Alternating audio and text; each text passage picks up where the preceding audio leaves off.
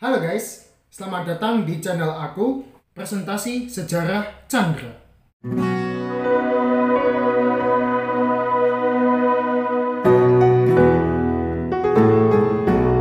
Halo guys, kali ini aku akan menjelaskan tentang sejarah kebudayaan lembah Sungai Nil atau yang dikenal dengan peradaban Mesir kuno. Nah, video kali ini guys bukanlah berbasis NPV atau non-presentator video.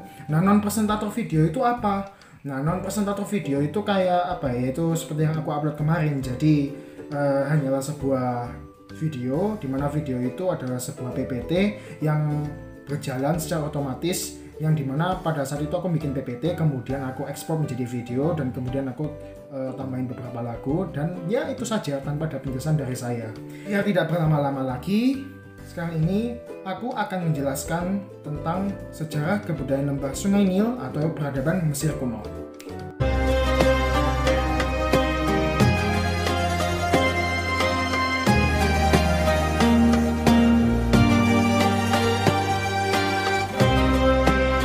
Etimologi Mesir. Mungkin kalian sudah tidak asing lagi dengan sejarah Mesir ini ya guys.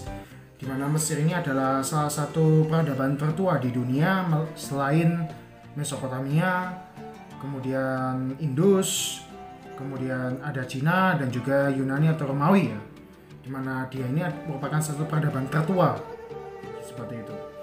Nah, jadi di sini kalian juga harus mengerti guys, Mesir itu artinya apa ya? Karena kebanyakan di dalam nama-nama, penyebutan nama, istilah itu selalu memiliki arti atau makna dalam istilah tersebut. Nah, Mesir sendiri itu berasal dari bahasa Arab yang artinya adalah Masr, kadang disebut sebagai Misr seperti itu.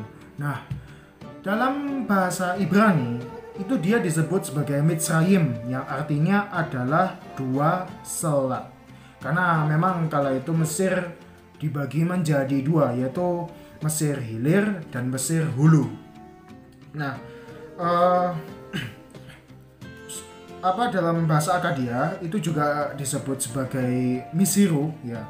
Itu dalam catatan tertua, karena bangsa Akkadia kan merupakan salah satu bangsa di Mesopotamia, di mana salah satu catatan tertua yang menyebutkan Mesir itu yaitu tadi dimana kala itu dulu disebut sebagai Misiru, kadang Masaru, kadang Misr seperti itu. Nah, salah satu seorang penulis sekaligus leksikografer asal Inggris, Edward William Lane, juga menambahkan bahwa salah satu sebutan orang-orang Mesir itu juga ada stigma. Kalau nggak salah itu orang-orang Turki pada kala itu menstigmatisasi orang-orang Mesir dengan sebutan Ahlul Faraun, di mana yang artinya adalah orang-orang Fir'aun atau anak-anak Fir'aun. Karena memang kalau kita mendengar kata Mesir itu pasti berhubungan dengan Fir'aun. Kita pasti mikirnya pasti Fir'aun. Karena kan kita kan dari sejak kecil kan kita kan pernah diajari ya, mungkin kayak tentang kisah Nabi Musa melawan Fir'aun ya kan, dan Fir'aun itu sendiri adalah sebutan untuk raja atau gelar di Mesir seperti itu.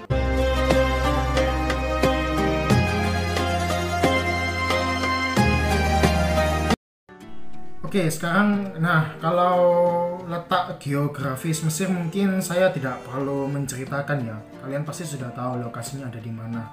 Yaitu lokasinya ada di benua Afrika yang paling utara dan dekat dengan laut Mediterania. Dan kalian bisa lihat sendiri di Google Maps ataupun Atlas ya, atau di peta seperti itu ya. Jadi mungkin saya nggak perlu menjelaskan itu lagi.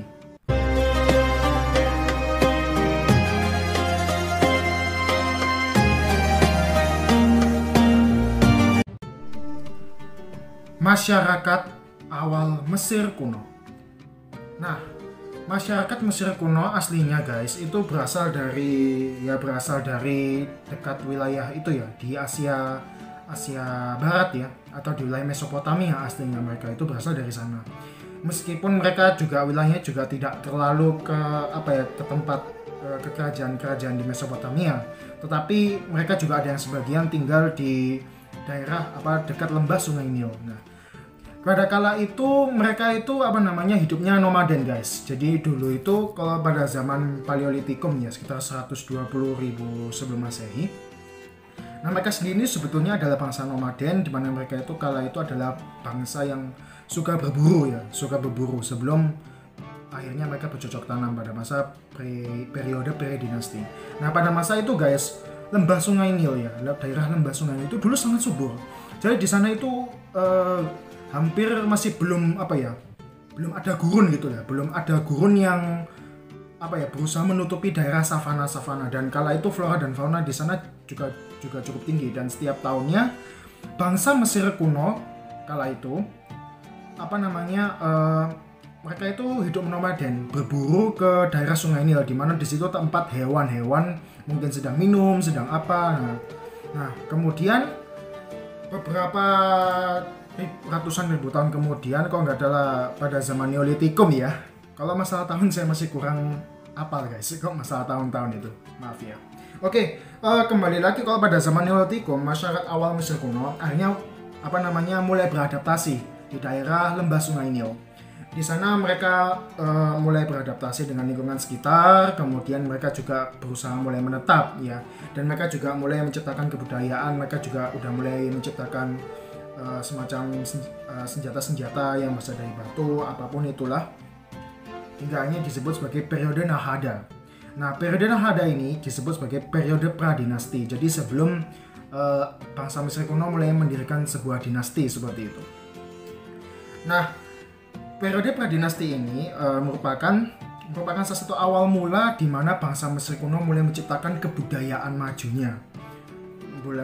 Baik dari ilmu pengetahuan, teknologi, politik, seni, dan kerajaan dan kepercayaan apapun itu. Dan pada saat itu terjadi sebuah perubahan iklim di mana masyarakat Mesir kuno yang sebelumnya bersama dengan itu awalnya yang berburu saling berpindah-pindah tempat. Nah, karena terjadi perubahan iklim ya secara drastis, akhirnya mereka pun ya itu tadi guys, mulai menetap di daerah lembah Sungai Nil dan mendirikan kota-kota yang penting yang kala itu, yaitu kota-kota polis ya, seperti itu, seperti Memphis, kemudian Abydos, Thebes, Nekhen, dan Heliopolis. Nah, pada masa itu, pada sekitar 3400 sebelum Masehi, berdirilah sebuah sistem kerajaan di mana bangsa Mesir mulai terbagi menjadi dua bagian, yaitu Mesir Hilir dan Hulu. Dan Mesir Hulu itu pusatnya berada di kota Nekhen, dan Mesir Hilir itu berpusat di kota Memphis. Dan masing-masing kedua kerajaan ini memiliki budaya masing-masing dan saling berperang. Dan kebudayaan ini mereka nanti akan menjadi identitas asli dari kebudayaan Mesir kuno yang kita kenal sekarang ini.